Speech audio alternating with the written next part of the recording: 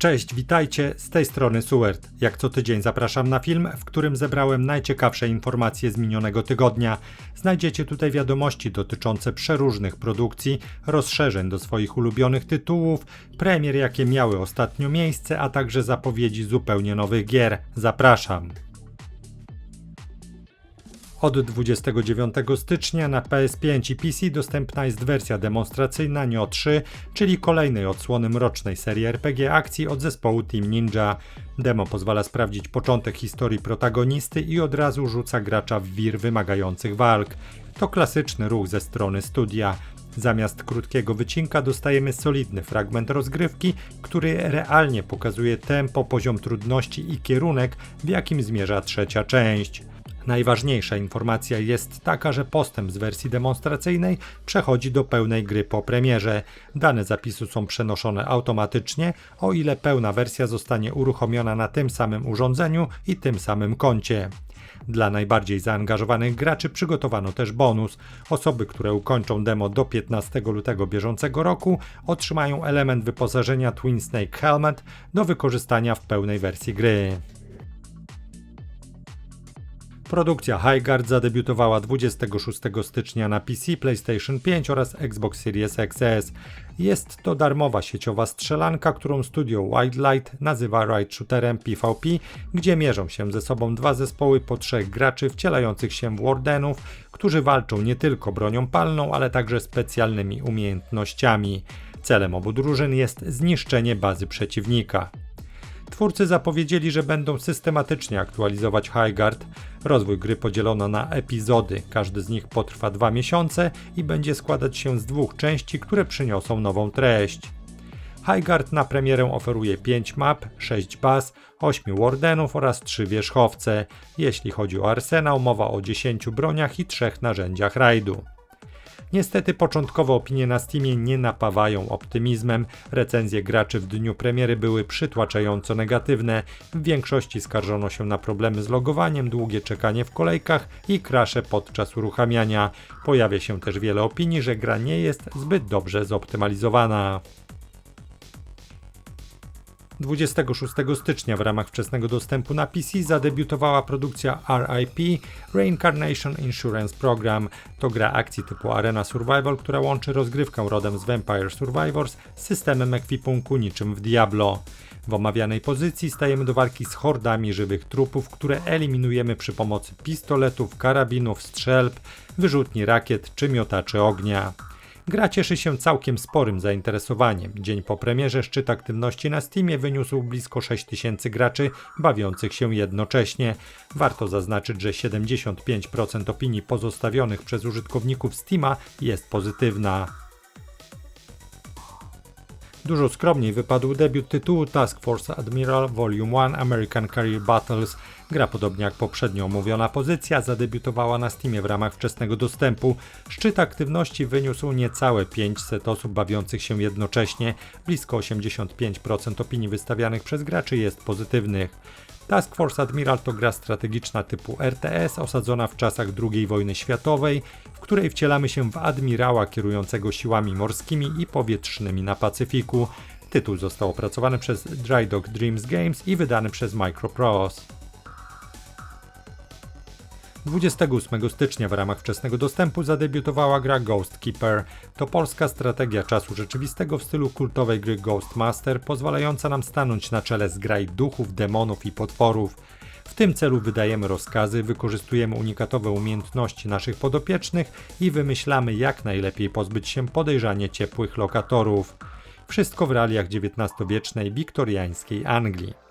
Pierwsze opinie graczy wydają się pozytywne, choć chyba jeszcze za wcześnie, by wyciągać na tej podstawie wnioski dotyczące gry. Zwłaszcza, że dzień po premierze o ocenę Ghost Keeper pokusiło się raptem 21 użytkowników Steama.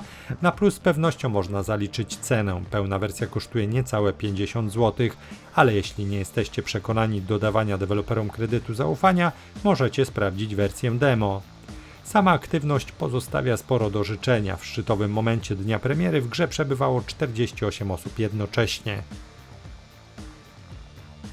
29 stycznia w ramach wczesnego dostępu na PC zadebiutowała gra Calyx. To RTS Science Fiction, za którego stworzenie odpowiada niezależny brytyjski zespół Studio 568. Tytuł pozwala nam wcielić się w jednego ocalałego członka załogi statku górniczego Avaris Corporation i przenosi nas na powierzchnię jałowej planety. Współpracując z przestarzałą SI dowodzimy tu zaawansowanymi technologicznie jednostkami i mierzymy się z roślinną masą rozprzestrzeniającą się po powierzchni globu. W Calyx akcję oglądamy z lotu ptaka. Produkcja kładzie na naszych barkach 3 główne zadania, polegające na wydobywaniu rudy i wysyłaniu jej na orbitę w zamian za kredyty, ochronie placówki górniczej przed nietypowym wrogiem, a także zarządzaniu energią, by nie brakowało jej tam, gdzie jest najbardziej potrzebna w danym momencie. W grze zaimplementowano kampanię fabularną oraz tryb skirmish, gdzie zasady każdej rozgrywki dostosowujemy do indywidualnych preferencji. Tytuł zbiera bardzo dobre opinie na platformie Steam. I Hate This Place to polski izometryczny survival horror inspirowany cyklem komiksów pod tym samym tytułem. Gra zadebiutowała 29 stycznia na PC-tach oraz najnowszych konsolach, włączając w to Nintendo Switch. Główną bohaterką omawianego tytułu jest Elena, która przemierza rancho Rutherford, czyli krainę rodem z koszmarów, gdzie rzeczywistość ulega zniekształceniu i po której wałęsają się przerażające istoty. Protagonistka musi zmierzyć się z siłami zagrażającymi stabilności otaczającego ją świata, po drodze odkrywając tajemnicę tego przeklętego miejsca oraz jego prawdziwą naturę. I Hate This Place cieszy się skromnym zainteresowaniem na platformie Steam. W dniu premiery rekord aktywności wyniósł 82 osoby przebywające w grze jednocześnie. Tytuł przynajmniej na początku zbierał mieszane opinie. Za to o sporym sukcesie może mówić studio The Game Bakers, czyli autorzy debiutującej 29 stycznia gry Cairn. Produkcja pojawiła się na PC-tach i konsoli PS5 z miejsca, przykuwając uwagę wielu graczy.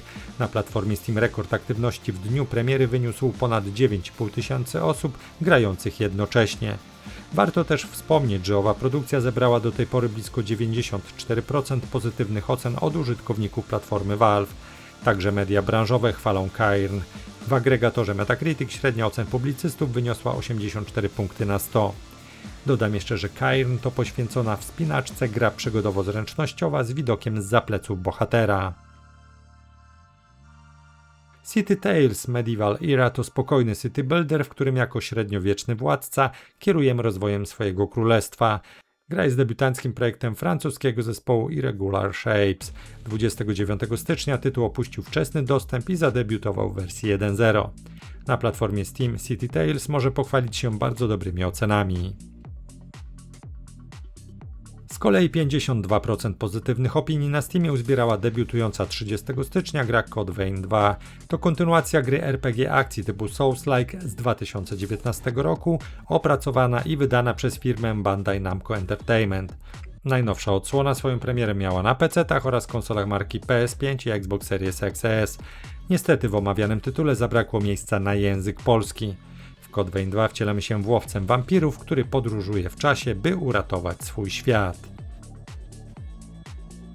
30 stycznia na PC zadebiutowała gra Fear the Time Loop. To survival horror z widokiem z trzeciej osoby, przywodzący na myśl remake'i gier Resident Evil 2 i 3, wzbogacony o ciekawą mechanikę pętli czasowej. Produkt został wydany przez polską firmę Playway. Głównym bohaterem gry jest szeryf James Cooper. Pościg za seryjnym mordercą skończył się dla niego pobudką w mrocznym szpitalu St. Heritage. Ciężka rana na jego ciele sprawia, że mężczyzna powoli się wykrwawia. Choć protagonista ma zaledwie 15 minut, nim krwotok pozbawi go życia, utyka w pętli czasowej, przez co po śmierci budzi się ponownie. Policjant nie jest skazany na samotną przeprawę, gdyż może liczyć na kontakt ze swoją zastępczynią Rose Waters. Wspomniana pętla czasowa sprawia, że nasze postępy resetują się co kwadrans. Na przestrzeni kolejnych przepraw zachowujemy jednak wspomnienia z poprzednich, co pozwala nam sprawniej poruszać się po otoczeniu, mierzyć się z zagrożeniami, czy też zyskiwać dostęp do kolejnych miejsc. Poszczególne obszary odblokowujemy wraz z pozyskiwanymi przedmiotami i umiejętnościami, przy pomocy których dostosowujemy bohatera do indywidualnego stylu gry. Zaimplementowano tu również system dialogów. Rozmowy pozwalają nam dokonywać wyborów i wskazać kierunek, jaki obierzemy w ramach danej pętli. 30 stycznia w ramach wczesnego dostępu na PC mieliśmy premierę gry Vampires Bloodlord Rising. To w zasadzie kolejna odsłona survivalowego cyklu Dynasty tworzonego w Polsce, którego wydawcą jest firma Toplic Productions. Akcja gry ma miejsce w średniowieczu w fikcyjnej krainie Sangavia na Bałkanach. Wcielamy się w niej w człowieka, który w wyniku ataku wampirów został przemieniony w jednego z nich. Jako świeżo upieczony krwiopijca będziemy nie tylko zaspokajać swój głód i rozwijać magiczne zdolności, ale także zarządzać własnym zamkiem i leżącą u jego podnóża wioską. Istotnym elementem rozgrywki ma być bowiem rozbudowa siedziby głównego bohatera.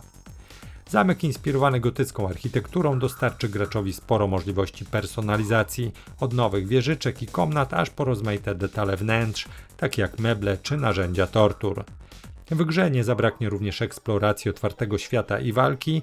W kwestii tej pierwszej dostaniemy nawet opcję zmiany w nietoperza. Co ciekawe, twórcy zadbali też o to, aby nasza wampirza przygoda mogła być przeżywana zarówno w pojedynkę, jak i w trybie sieciowej kooperacji dla maksymalnie 4 graczy.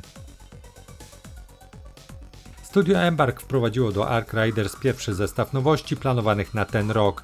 Na pierwszy ogień idzie aktualizacja Headwinds i zawarty w niej nowy tryb matchmakingu.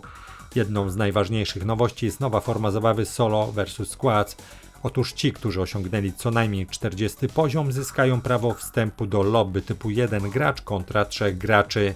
Jeśli dany śmiałek zdecyduje się podjąć tego typu wyzwania, może liczyć na dodatkowe punkty doświadczenia bez względu na to, czy wygra, czy też przegra.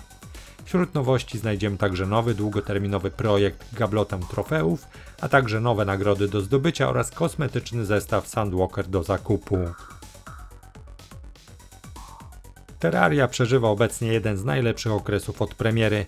Ogromna aktualizacja wprowadziła do gry wiele nowości, a gracze zebrali się tłumnie na serwerach, aby je sprawdzić.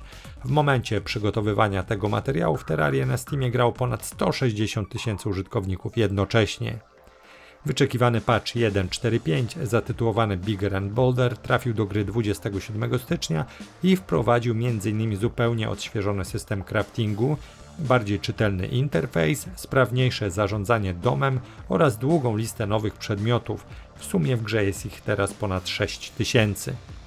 Nie zabrakło także specjalnych crossoverów z Dead Cells i Palworld, dodatkowych opcji transformacji czy pakietu klimatycznych teł i utworów dźwiękowych. Studio Spiral Up Games razem z ekipą Chili Room ogłosili Reblade the Dead Spiral, czyli cyberpunkową rogelikową siekankę na PC, która łączy futurystyczną estetykę z motywami zaczerpniętymi z mitologii chińskiej. Gracz wciela się w postać potępionego syntetyka, który utknął w niekończącym się cyklu resetów w dystopijnym mieście pełnym mechanicznych stworzeń i zmutowanych cyborgów. Naszym celem jest wyrwanie się z tej pętli i odkrycie prawdy o świecie.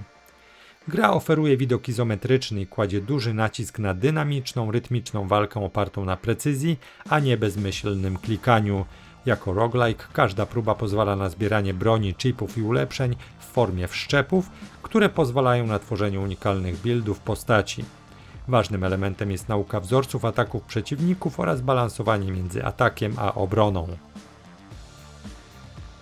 Całkiem niedawno w sieci pojawił się zupełnie nowy trailer The War of the Worlds Siberia.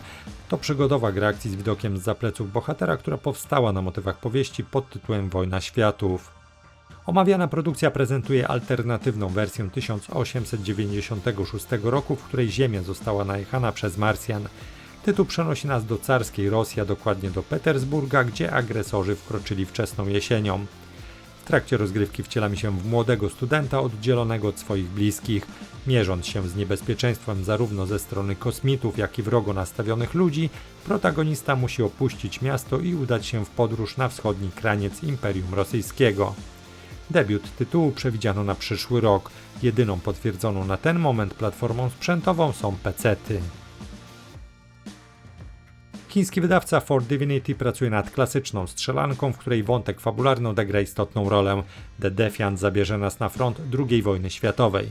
Nie trafimy jednak do jednego z krajów Europy, lecz daleko na wschód, w sam środek wojny między Chinami a Japonią. Wydawca zapowiada, że możemy liczyć na pełne singlowe doświadczenie zaprojektowane przez specjalistów od kinematografii oraz projektowania gier. Całość powstaje na silniku Unreal Engine 5. Istotną rolę odegra także realizm. Jak czytamy w oficjalnej zapowiedzi, twórcy chcieli podejść do tematu z szacunkiem, dlatego wszystkie bronie zostały potraktowane jak historyczne artefakty, a nie jedynie narzędzia do zabijania. Skoro o tym mowa, do dyspozycji otrzymamy dziesiątki egzemplarzy broni palnej, w tym karabiny szturmowe, pistolety czy karabiny maszynowe.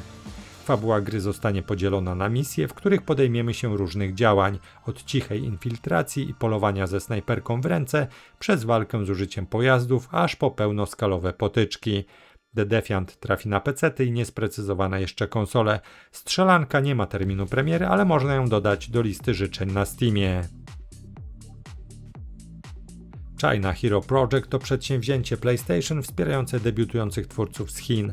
Obok oczekiwanego przez wielu graczy Phantom Blade, dzięki tej inicjatywie już niedługo zagramy również w inną grę z państwa środka. Mowa o Whisper of Fall, Genie Way, które jest tworzone z myślą o PC-tach i konsolach PS5. To RPG akcji z otwartym światem, którego historię osadzono w schyłkowym okresie dynastii Ming. Produkcja zyskała rozgłos jako chiński Assassin's Creed ze względu na spektakularną oprawę wizualną i nacisk na akrobatyczną walkę. Gracz wciela się w zwykłego przewoźnika łodzi, który z plotem wydarzeń trafia do Jinwei, elitarnej straży cesarskiej dynastii Ming, jako tajny agent czarnego rynku. Nasza postać oprócz zaprawienia w boju posiada moc dedukcji, która pozwala na analizowanie dowodów i przewidywanie przyszłych wydarzeń, co pomaga w rozwiązywaniu spraw kryminalnych i manipulowaniu frakcjami.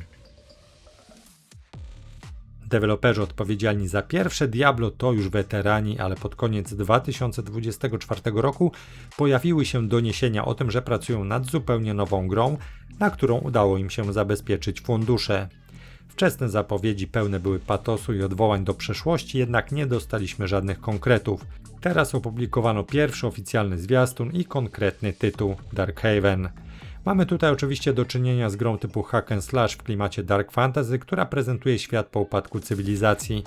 Ruiny przejęte przez naturę patrolują przeróżne potworności, z którymi będziemy się ścierać i przy okazji zdobywać nowe umiejętności, podbijać statystyki oraz przeć naprzód, stając się bohaterem, którego ten świat potrzebuje. Pierwszą nowością, która natychmiast rzuca się w oczy, jest całkowicie zniszczalne i deformowalne otoczenie. Można kopać w ziemi w poszukiwaniu surowców, niszczyć ściany lochów, a nawet osuszać zatopione tereny, aby odkryć antyczne ruiny, których mury mogą zostać odbudowane i posłużyć nam za twierdzę. Z kolei przeciwnicy mają być nieco mądrzejsi niż w klasycznych hack and slashach i będą wymagać od nas nieco bardziej taktycznego podejścia z wykorzystaniem dawanych nam przez deweloperów narzędzi. Ostatecznie ma to być odejście od bezmyślnego grindowania na rzecz kombinowania. I to tyle na dziś. Pozostaje jeszcze zaprosić na kanał, na którym znajdziecie mnóstwo informacji ze świata gier. Zachęcam do subskrypcji, dzięki czemu zawsze będziecie na bieżąco. A teraz żegnam się z Wami gorąco. Do zobaczenia, do usłyszenia. Cześć!